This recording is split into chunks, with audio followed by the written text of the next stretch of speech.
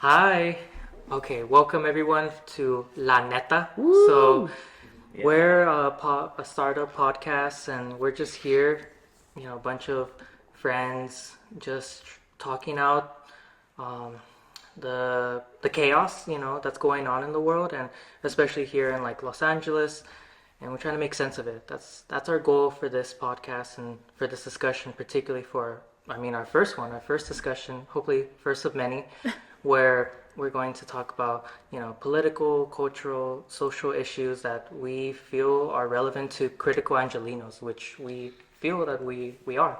We're just critical minded. We're sobered, and we're just interested in finding la neta, the la neta to all these problems and coming to the root of it. So, and that's for context, la neta just means the truth, and the only truth. So, just for context for English speakers out there. But I'll get that out of the way.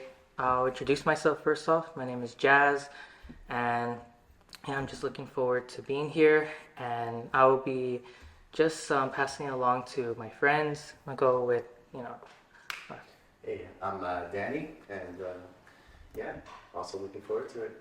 Go ahead. Same, so is Rodolfo. I'm very excited about La Neta and getting to La Neta. My name's Adam, and yeah, I'm excited to go on the deep dives here with La Neta. And I'm Vicky, and yeah, I'm also excited as well. So, Okay, right on, right on. Thank you, everyone. Okay, so we got a couple of things that we really want to like dive into, but I think we'll just straight up just kind of tug on the donkey, which is Trump. You know, Trump. What's going on? With this guy. Like a lot of people have a lot of ideas, a lot of responses. There's fear. There's approval for him. I don't know. I mean, where do we land? well, Trump 2.0 is definitely darker than Trump 1.0. I think we could all agree about that. It's like how Elon Musk has that gothic, like, make America great again hat. So I feel like this is kind of a darker era of Yeah, Trump. this is the sad boy era. Yeah. Oh no. Yeah. Oh man. Yeah. I mean, I don't know. What do? Given the project 2025, it looks like he has a lot more backup and more rigorous plan than the first term, which seemed more chaotic and not as planned out, or he trusted in people that weren't as behind or had such a great plan. Well, that was the demo. Yeah, right. Yeah. Absolutely, yeah. I mean, I would agree. I would add, the first time he had a lot of opposition within his own party, right? He was always that, quote, outsider to the Republican Party, kind of came in and showed them that he could take it over with his brand of Republican politics. But yes, it's very interesting when we see situations, right? And now we see that his former advisors are against him. So those, quote, former advisors were the standard Republicans that were kind of trying to bring him into the centrist fold of the center of the Republican Party. But, certainly they've abandoned, and now we have a far-right people from the Republican Party that planned for him to become elected, and they've had their whole project that we just mentioned. So Right. It's definitely very different and very profoundly worrying. Yeah. And like you kind of all mentioned, is this time around he's more organized, right? Project 2025, I'm sure you all know, has been put out there. It's this document of 900 pages with, I think, no citations in there. Rubbish. But is created by the Heritage Foundation, which is 70 to 80% of his current administration. And this, I would say, Project 2025 is a project that is more headed by the evangelical Christians, right? Because I feel like when we talk about MAGA, there's like the evangelical Christians, and then there's also the technocrats, right?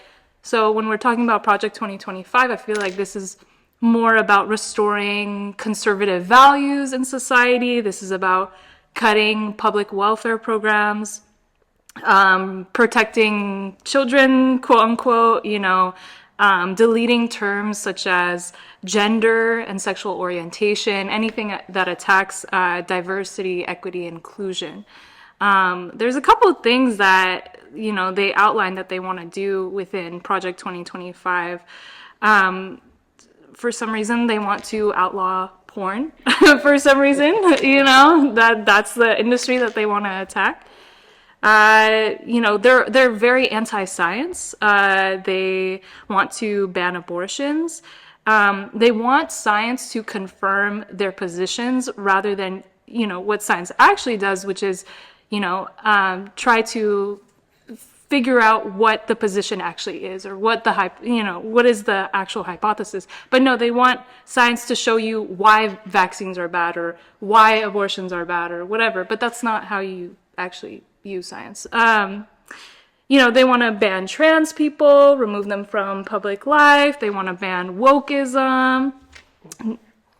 Well, I mean, yeah, this all sounds terrible and, crazy. But I guess my question, though, is that, I mean, this is what they wrote out, like, in this, like, manuscript. But is that probably going to happen? Do they have the potential of doing that? Like, policy-wise? I think... Oh, Adam wants to say something. Oh, I was just gonna point out that, like, it's, from what I remember, it seemed like his first term, like, a lot of these things, I mean, he was talking about and, like, made threats and stuff, and, like, it was no surprise to us that how he stood on all of these issues, really, given his first term. But now, yeah, with the second one, it seems like he has like somewhat of a like an organized plan on how to make these things happen. So I always think about, like, well, what was happening in the meantime between the last term and this time, as far as, like, in establishment politics, or congressionally speaking, like, was just nobody aware that he was manifesting this, and, like, how is he given the time, and who really composed, the Project 2025? Was it just little Trump sitting down by himself and writing away? Probably not. No, there's hundreds of contributors. Yeah. Seems like the main one is after the Heritage Foundation, which is a right-wing think tank amongst many. And these think tanks are really well funded by the right wing, and hopefully, we can fight back. Yeah, I mean, that's the hope. I think maybe before we move forward, it's like maybe like what you brought up, Adam, which is like making sense of, like, why are they now in a position of power to enact these, like, fantasies that they've had. They've been, marinating for years now, in their think tanks, and now they project it onto administration, and I think it's important to acknowledge that this time around, like, we understand that, Trump is now back in office, but he's back in office because almost over 50% of the voting population wanted him, and it's not just like for, hardcore, fascists, or like right-wing Republicans, but even a lot of centrists and people who I think we all personally know, who are like Democrats, who are like, yeah, Biden sucks, so, we're just going to choose Trump, and we don't want Kamala. And, and there's a lot of fair critiques of what the Democrats did, which, we can talk about eventually.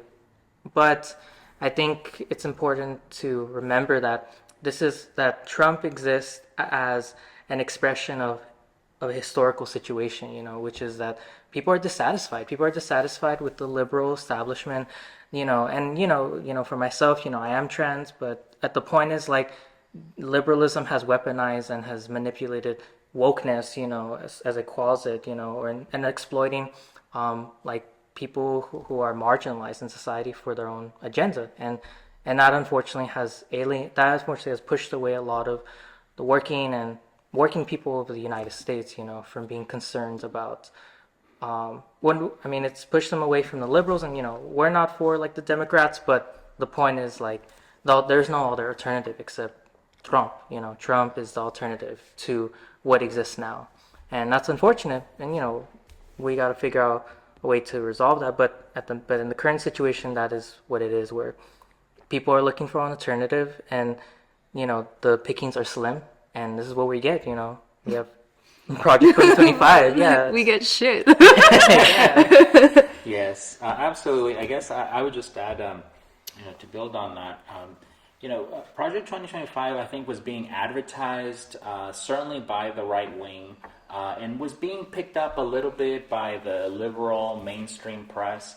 But I don't, it doesn't seem to me like the vast majority of the people that voted for Trump are actually on board with that plan, right? It's just that, as you were saying, like they were deeply dissatisfied with what was happening at the time, which, I mean, there were many things. I'll just mention one that I think a lot of people were turned off by the lack of help, say, for students, for forgiving student loan debt, right? Like that shackle that keeps a lot of people in perpetual debt. And, the Democrats that said they would do something, they failed to do anything.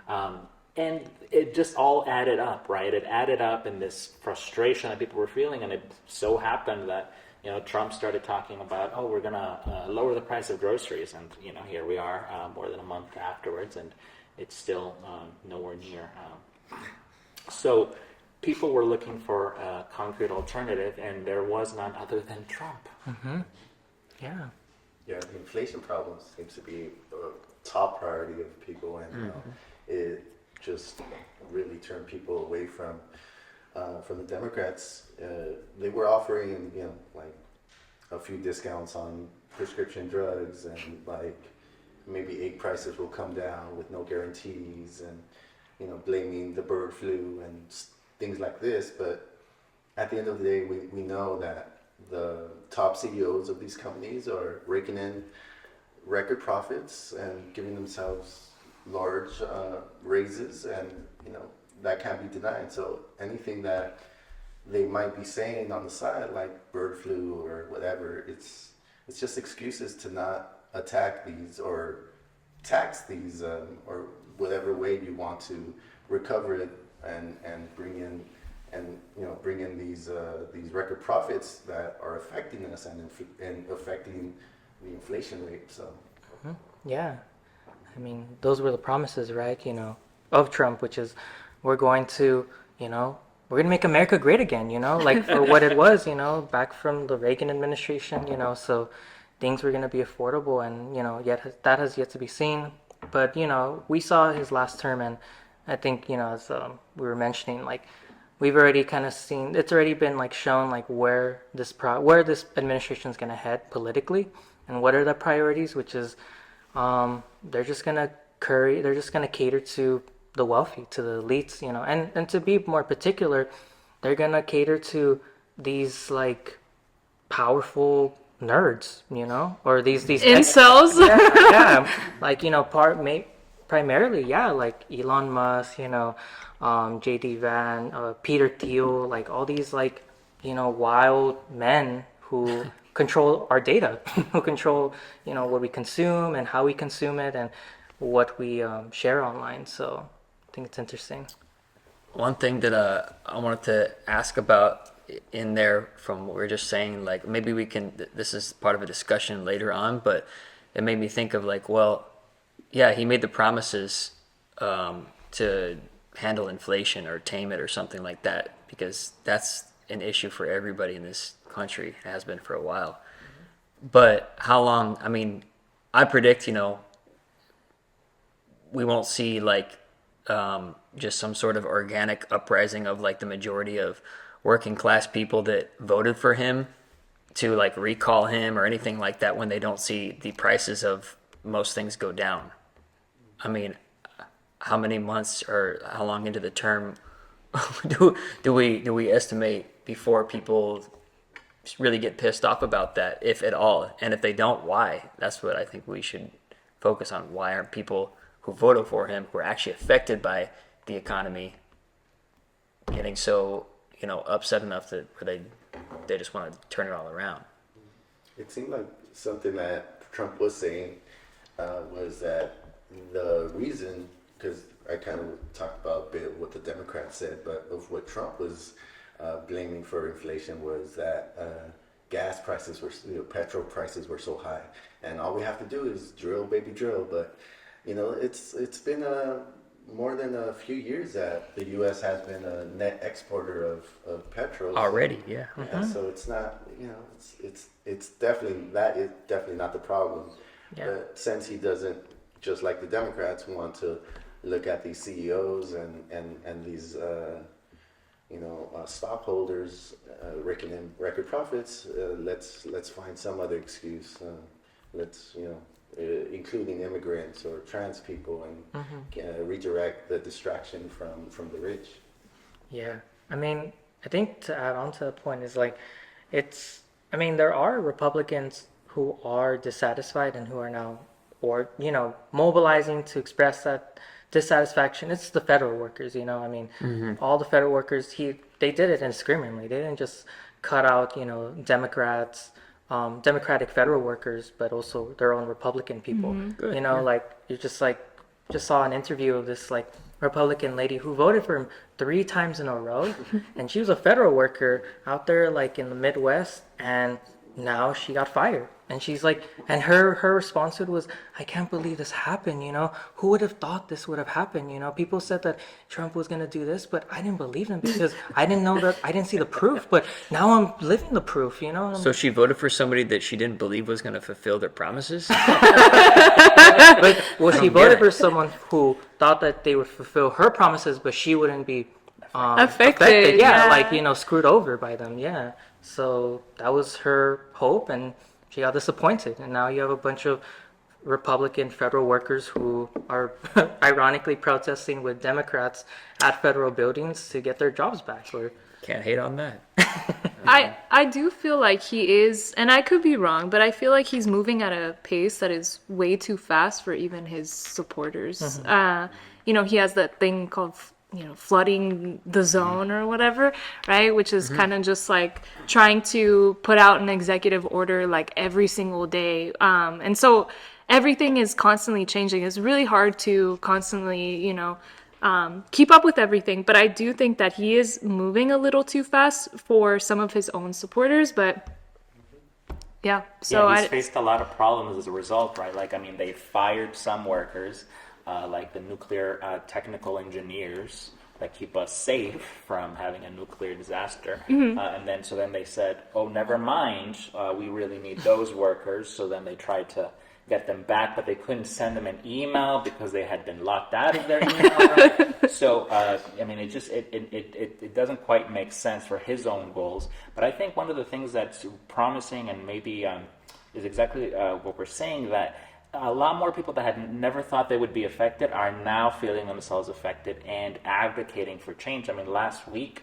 I saw nationwide, right, there were scientists, for example, protesting. It's not common for scientists to protest, but now he's threatening, universities, grants, student aid. So even though that segment of society maybe had been more protected than other segments, like say the undocumented community had been in the first Trump administration, now increasingly it feels like it's everybody, and that's drawing a lot more interest in people in standing back. yeah. I think, it's important to look at the segment or the class of society or workers who are feeling that initial impact. And, we should probably map out like where, it goes from there. Like, what is this domino effect? I don't know. Well, that could... Okay. Yeah. That's really it. Something that I recently saw Richard Wolff make the point that the reason he's attacking the public sector is because he wants to avoid attention to the private sector and maybe even privatize some of the public sector.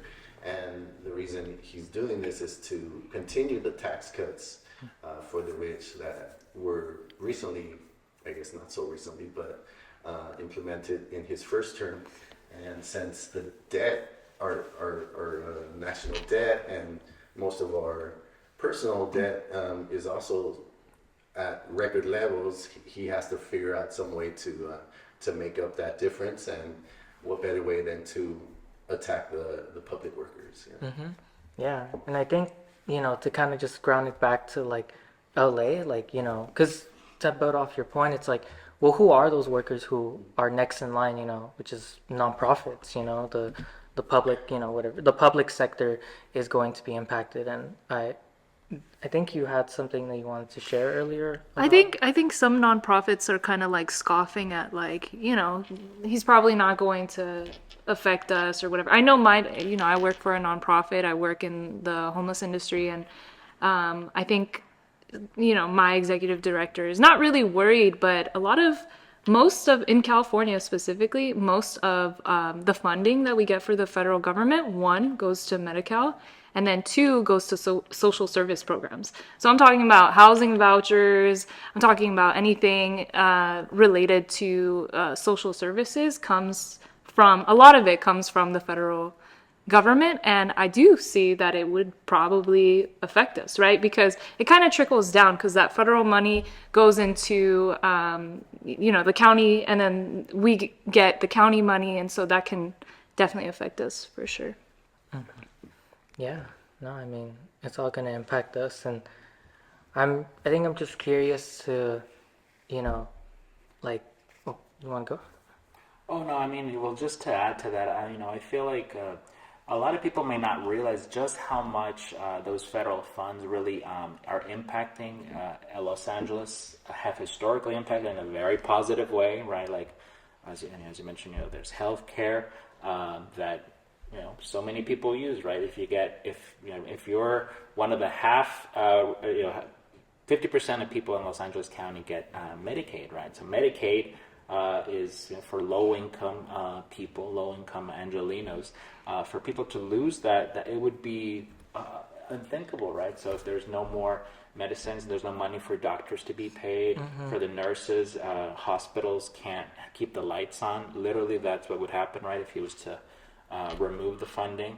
And it's a very real threat that maybe seems more abstract, because, of course, most of the public, even if they work in the public sector, don't think about where their money is coming from. We don't do it.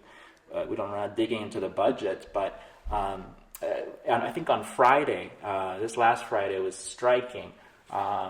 Trump removed $400 million in grant aid for Columbia University. Why? Because according to him, they're not towing his line, his political line. So that's $400 million gone from paying for graduate students to teach undergraduates, to keep the lights on literally in the buildings, to keep the animals that live in the laboratories housed. So that's a lot of money for an organization to lose overnight, and that's just a tiny organization. Imagine for Los Angeles County, which gets billions upon billions of dollars from the government. It would be a complete disaster for us. Yeah, no, it would be.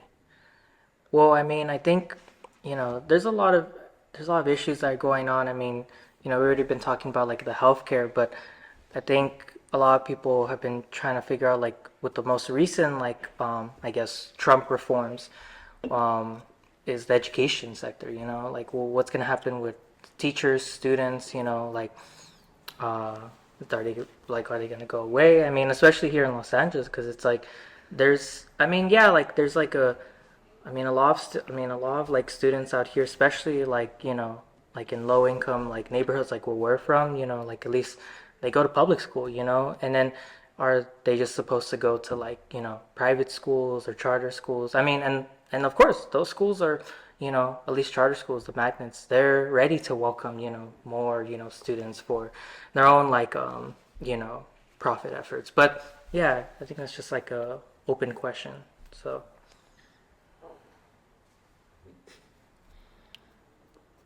well, as we're all very familiar, of course. Most of us here at this table probably, we went to LA Unified, for example, right, or any of the smaller school districts in Los Angeles County, of which there's many.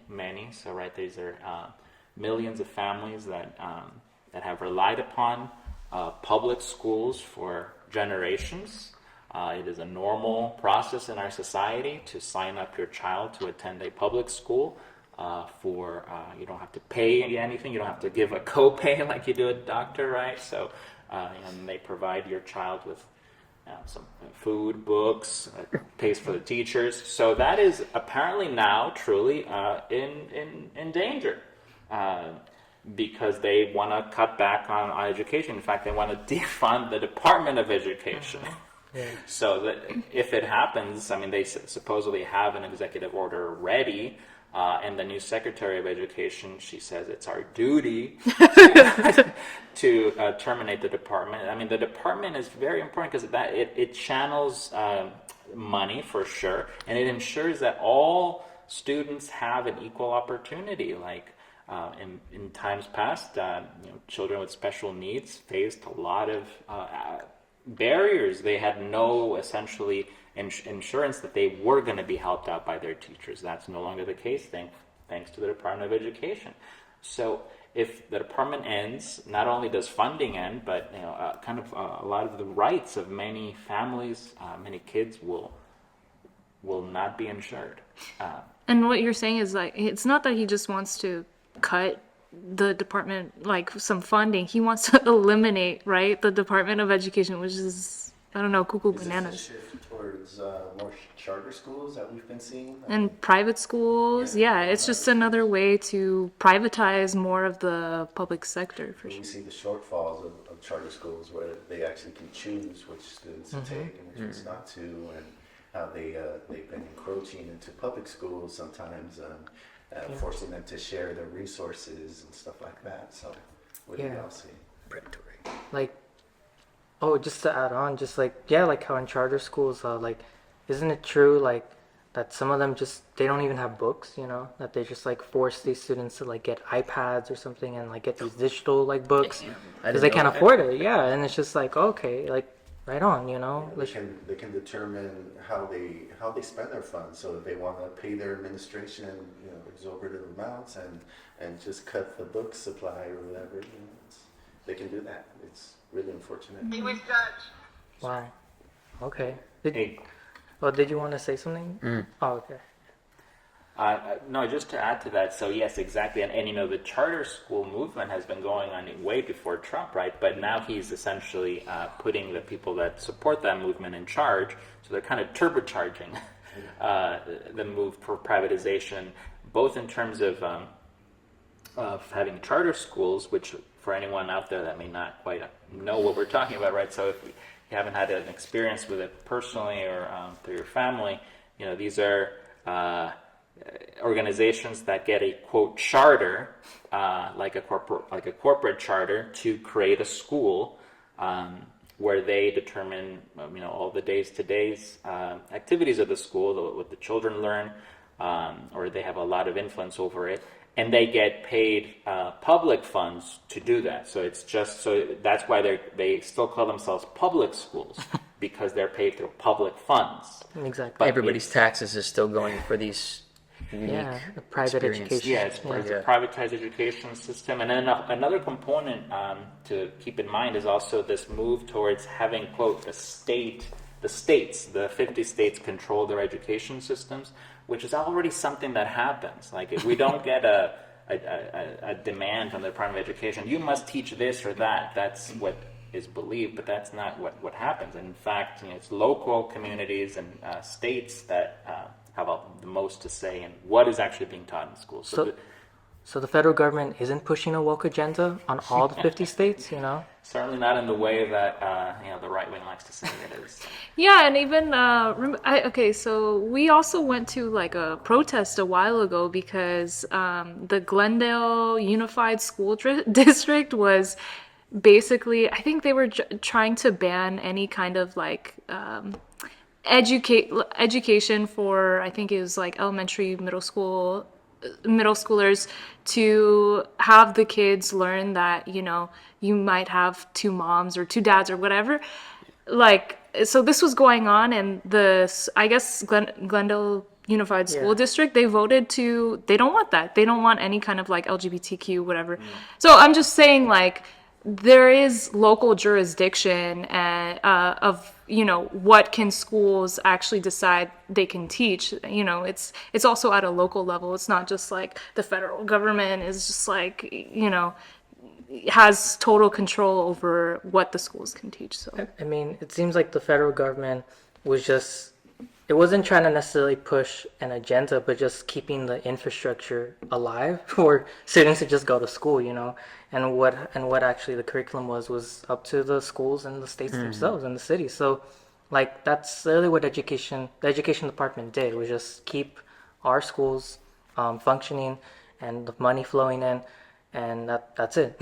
Nothing else. Yeah. Question. Is there like, yeah, we can see that part of like this administration is trying to defund like public schooling to some extent. But is Project 25, does it have anything about like replacing it with like private and charter empowerment or something? Are they talking about that, or is that something that we're just like kind of assuming is their part of their plan? I don't know. So, Well, I mean, from what I remember reading, the home is the school. That's what they want to return. It's like you don't rely on the state for any education. You gotta rely on your mama and papa. You know, that's the only Your people. mama needs to be home. Yeah, I mean, like the advent of the internet, I mean, it's kind of true. but seriously, I mean, and again, like we don't have anything against like evangelical Christians, but this particular I do. Oh, There goes the podcast right there. but certainly these, at least like, extreme, evangelical Christians, they want to denounce education. They just think that, well, people should just belong in the home. That's where you should just educate yourself and enrich yourself with. And unfortunately, like, I mean, as Rodolfo said, like, that hasn't been the case, at least in this country, for generations. Like, people still do that, but, it's really, really rare. So people trust, like their children going to schools and getting educated. And I think we all have been through that process. For context, I also went to a charter school for my middle school days, and yeah, like it was weird. Like I got educated in a office building. They chartered half of an office building where we shared it with a chiropractor business and a notary business, but we were just in one section of the hall. And It's like in the middle of the city. Like, Yeah, where the fuck it are you was- supposed to play? Like, No, it was in Koreatown, and our playground was the roof of the building. They just had like a big like fence gate that prevented us from walking off the building, like off the second floor. Like that was our experience. That was our playground. It was just like, it was an astroturf and a bunch of benches, and that's where we played. Or you had to play inside. I mean, I don't know how, if any of you have tried, but playing dodgeball inside a office conference room, like, it's not fun. Like, I mean, just because it's foreign to me, it does sound kind of fun. yeah, That's crazy. like charter schools, like, and yeah, like they were legit, and it was crazy because yeah, they did give us food and all this stuff, and yeah, there was like, you can tell there was funding behind it, but yeah, the curriculum was weird. I mean, we were expected to learn.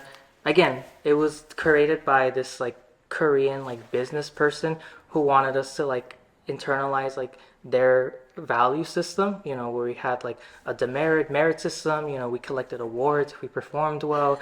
We had to learn how, I mean, which wasn't necessarily bad. We had to learn how to public speak, and that was cool. But aside from that, did you learn? yeah, I mean, well, I think Doing so. it now. But yeah, but we also didn't have any books. Everything was on iPads, and the turnover rate of the teachers was crazy. We just had different teachers every year for pretty much most of the classes. And yeah, and it was just very sad because, I mean, a lot of people, the students and the friends I went there with, they all were just from like low income neighborhoods, and it was just like a surreal thing. It's like, they went to public schools, but their parents were like, oh, like maybe this is like a new thing. And it was a wild experience. But the thing is, like, looking back at it, it's like it didn't need to happen. Like that's the thing. Like, like charter schools, yeah, they can be nuanced, but relatively they are not good. I mean, they're poor. They're a poor alternative to public schools, and I wished I would have gone to public school, but I didn't. But again, I think it comes back to what we were talking about, which is, well, education should be. I mean, the education system serves a purpose, and it should be protected. I mean, there's no reason why it shouldn't be, unless we're comfortable with setting our children to, play on the second floor of a business building and, say that's a playground, So, What better way to learn to be a capitalist? yeah, it's to suffer. Yeah. True.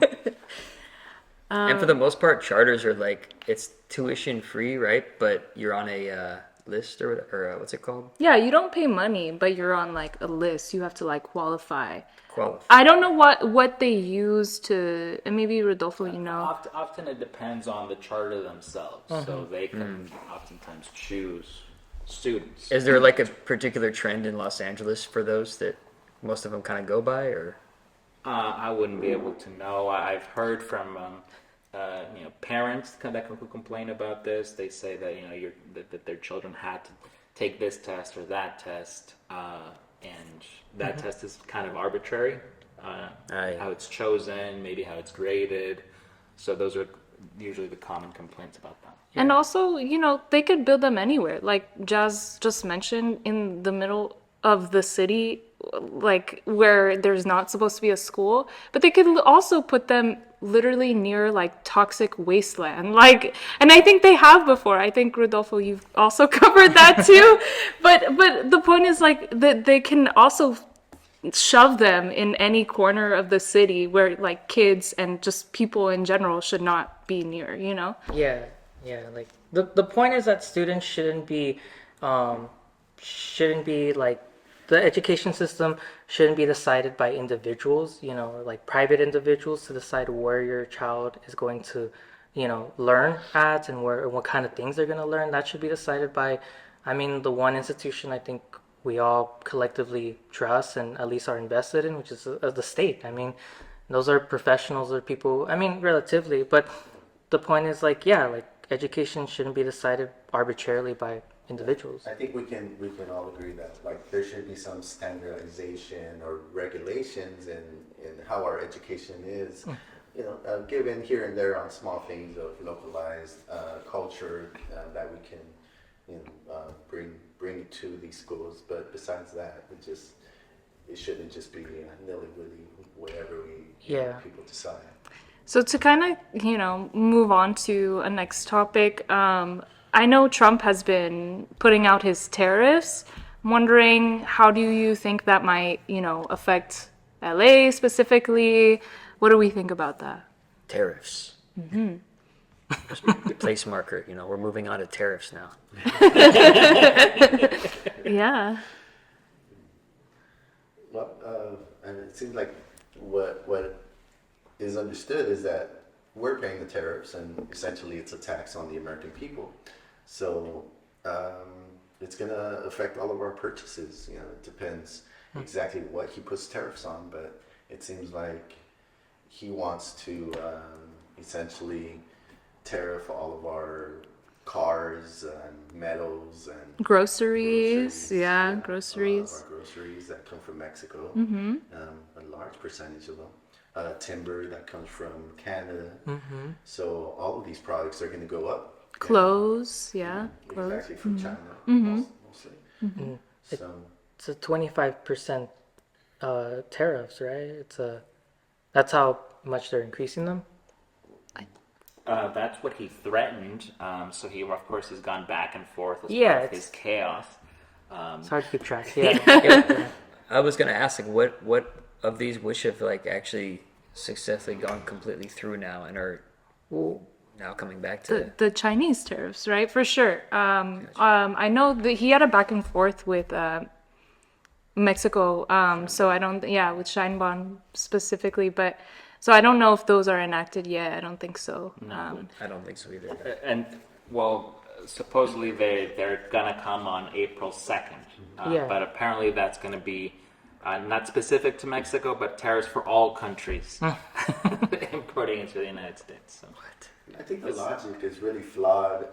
Where we think, this is going to keep people buying American products because it's going to keep jobs in America. But essentially, our international competitors are going to have an advantage because they're going to be able to purchase all these products at lower prices, and those businesses are going to outcompete American businesses, which essentially will fall under and will lose those American jobs. So, where we left, those jobs did not stay in America as planned or as As seemed. promised, Yeah. yeah. I mean, it's also arbitrary because it's like, because like also to add on to that point is like, but there's also the American corporations that not all of them are going to be impacted by the tariffs. Some of them are going to get exceptions, They're going to still get the goods coming in. They're not going to be affected by the tariffs. And I mean, we already know, like, those are people who are, rubbing shoulders with Trump. I mean, those people, it's so arbitrary. Like, the market is now, this whole administration is just trying to punish the international market and trying to discipline, and that's the logic, right? It's trying to discipline it, but there's going to be plenty of profit rolling in for those corporations that are sided with the administration, and also it just doesn't make any sense, like economically, like for this to be happening. I mean, like just Mexico alone, yeah. Right. When all of this started, I went to the grocery store and I was just looking to see where everything was made. It's kind of interesting. And I found that around 25% of the things that I usually buy are made in Mexico.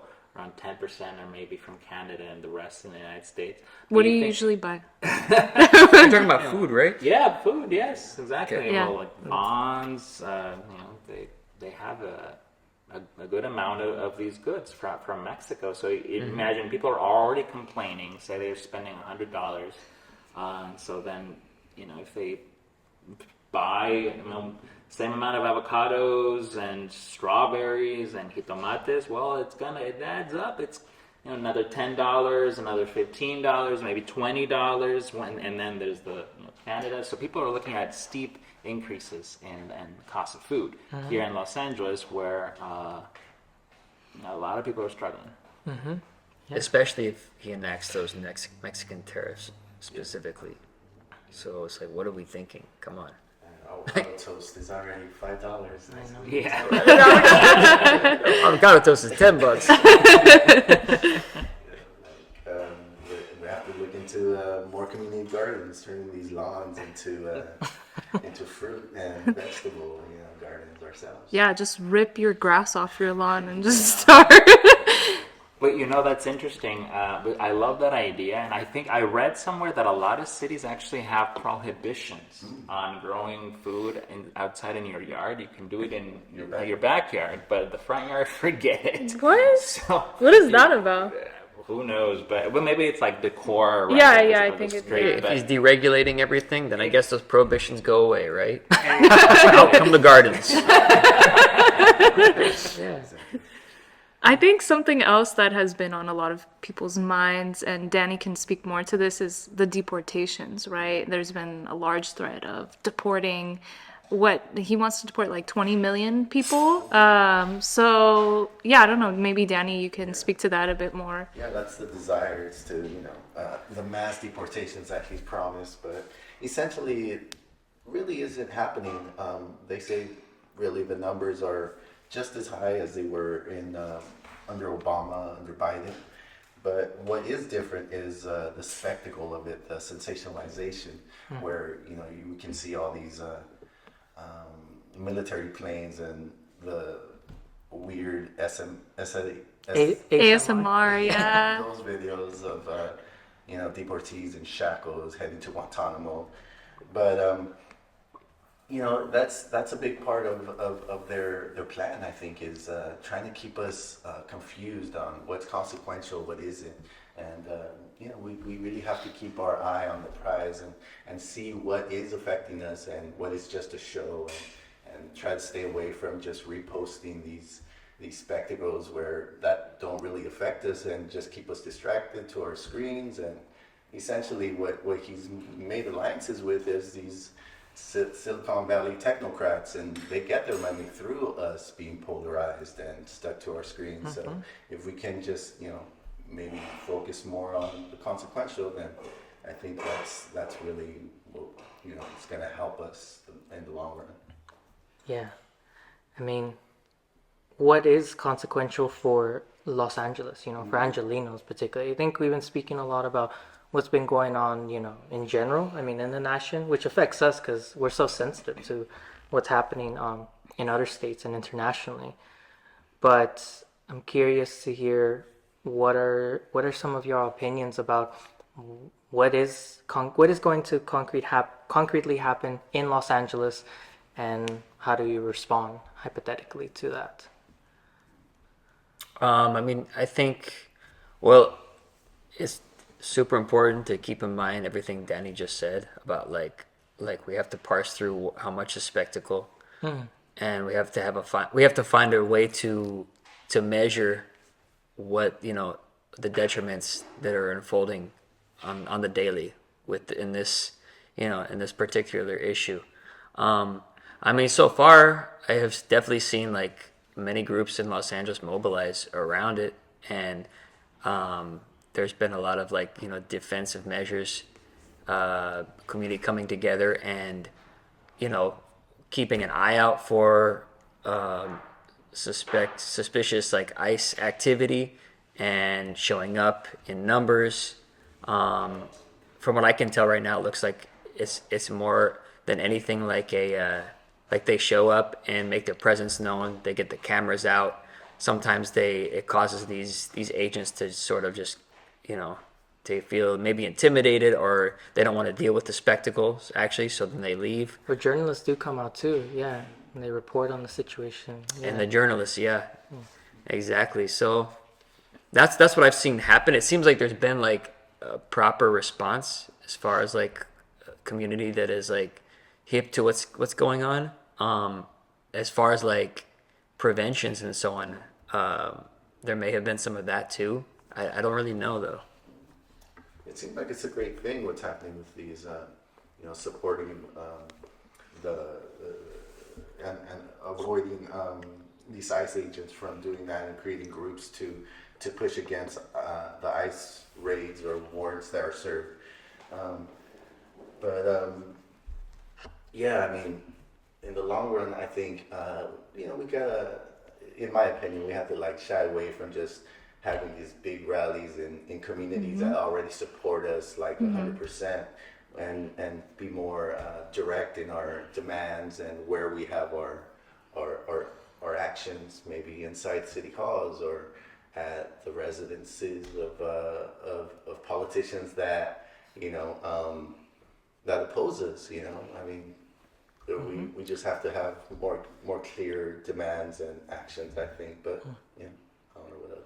Possibly through a third party, I think that is possible. I mean, as long as the third party, reflects and articulates the demands of the people, and that can actually help people build power in these institutions and city council seats and congressional seats, whatever you have it. So Yeah, I would agree with that. I mean, it's interesting. I mean, I know that probably us here we're we like third parties. We're open to them, but I think a lot of people, generally speaking, have not been for many, many, many, many, many years, even up to recent years. I think for the first time we are seeing a openness on behalf of people in general to voting in a different direction, say with a third party, we have existing parties, right, that appear on our ballots. We have the Green Party, we have the Peace and Freedom Party, there's other parties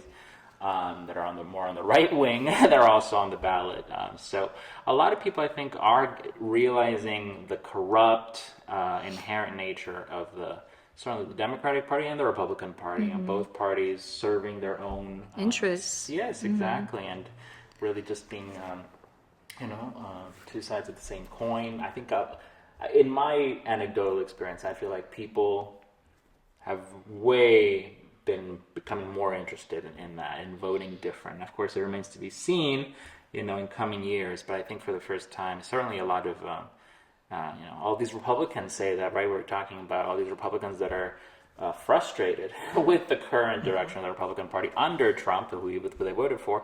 Where are they going to go next? Are they going to maybe be open to a more working class, progressive, independent party? Well, we'll have to see. And it'll be really important for that party to really address, what you're talking about, right? Like Los Angeles, how are we going to be affected? Like today there was a small earthquake. You all feel that? You feel it? No. Okay, well, When? okay, yeah, it was small. It was We woke small. up or what? It was small, but we're gonna have a lot of different, crises. Right. With the climate and the Yeah, we just had building. Yeah. the fires, and I think it's really embarrassing that, everything that Trump is doing, the Democrats have no counter to, other than like suing. And there's no Project 2029 or whatever, right? Like there's no like powerful alternative to like what is being done right now. I think it's really embarrassing for them, and it's sad, it's depressing, because I mean this affects regular people what Trump is doing, right? And again, what he wants fills the pockets of the rich. So I think the third party. I think people might be more open to it again if the third party is going to give a powerful alternative. So Yeah, agreed. Oh, good. No, I mean, yeah, I think that could be an alternative, but relatively, I think what people are concerned about right now is like they just gotta see. I mean, again, but like a third party can be an alternative, but it has to be a genuine alternative in the sense that it offers substantial, like economic, positions and policies that they want to like push and they want to attack. That people can recognize in a very popular sense that this is positive, that this is aligned with their interests, because I mean, because there has to be an alternative, because if we let this thing keep happening, we not only got Project 2025, but we also got this, echoing back the technocrats where, these nerds, like they have all come together and they have embraced this weird fantasy. I mean, they think they're in a RPG, in a role-playing game where they're part of this dark enlightenment movement where they believe that with the support of Trump, which Trump so far has been supportive. I mean, right now there's been talks of this coalition of free cities meeting where it's just these corporations, these startups that want to pretty much take federal land that's leased from them by the Trump administration to create these new, I don't know, corporate cities essentially. But they call them free cities, and they're free to do essentially whatever they want. They can build like their own nuclear reactors. They can build their own like industry. They can have no worker rights, like Yeah. all this crazy stuff. So, and this is a project that it complements Project 2025, but the point is that I think, yes, we need an alternative that actually like speaks to people, but also recognizing that, I mean, I think there is potential because the vast majority of the population, even the supporters, like we were saying, of the Republicans, they don't really understand the reasoning and kind of the intentions behind these projects or these moves, because these people are crazy. I mean, they have their own fantasies, and we need to combat that with reason. So. Absolutely. Just to add to that, I would say, one thing that's very clear to me is that the right wing has kind of a very robust political ideology that they articulate, they advertise, they highlight for everyone who will listen, and they build from that ideology to affect real policy change. That's concretely what we're seeing right now with Project 25 being brought into existence through political. They won at the ballot box, and then they're going through with their plan. So that's what more people that are more on the left, on the progressive side of things. That's what we need, and that's what we need to have. And where we see the Democrats, they're just pretty much moving just slightly to the right, and which means that they like the status quo, and the status quo is what people hate the most. And how are we gonna keep doing the same thing or offering the same thing and thinking that people are gonna want to follow them? I mean, not we, because I'm not a Democrat, but that's what's so unattractive about them, and they either understand it and don't care because they're so bought off, or they just have no alternatives. Yeah.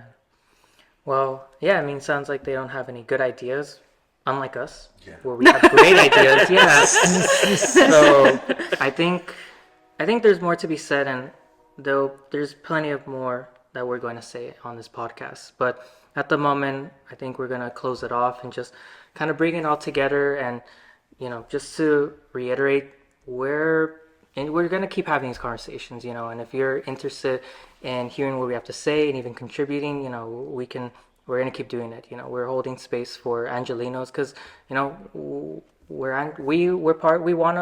we really want to come to the, as we said, la neta of these issues. And point is that I think part of that is just beginning that discussion, and today has been that opportunity. So, I appreciate everyone from coming out, and I think we're just gonna close it off and say, farewell for now. Thank you.